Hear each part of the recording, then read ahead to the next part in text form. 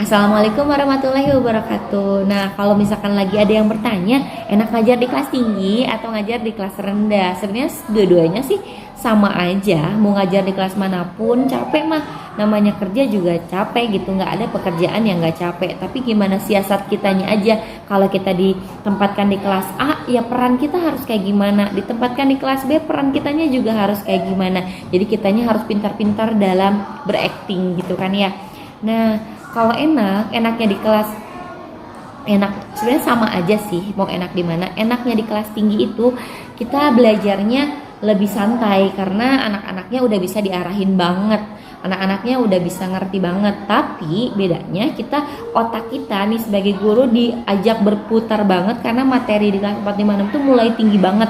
Materinya tinggi banget, tapi kemampuan anaknya kadang kita mau ngejelasin gini kadang anaknya belum paham gitu. Jadi kita tuh mikir gimana caranya dengan materi ini anak kok bisa ngerti, anak bisa sampai gitu dengan materi ini. Kita kadang muter otak gimana caranya ya supaya anak ngerti, gimana caranya supaya anak bisa gitu.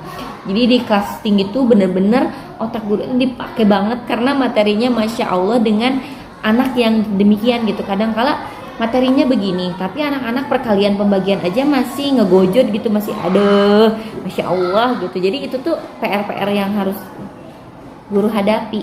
Nah, kalau di kelas rendah, jam ngajarnya sebentar, tapi capeknya lebih capek lagi gitu. Jadi sebenarnya capek sama aja. Capeknya guru kelas 6 sampai jam 10, capeknya guru kelas 1, 4, 5, 6 sampai jam 21, jam 12, jam 1 gitu kan ya. Jadi kalau enaknya enak ngajar di yang mana gitu kan ya. Sama aja mau ngajar dimanapun sesuai dengan kebutuhan. Nih andai kata kalian dalam kondisi yang misalnya punya anak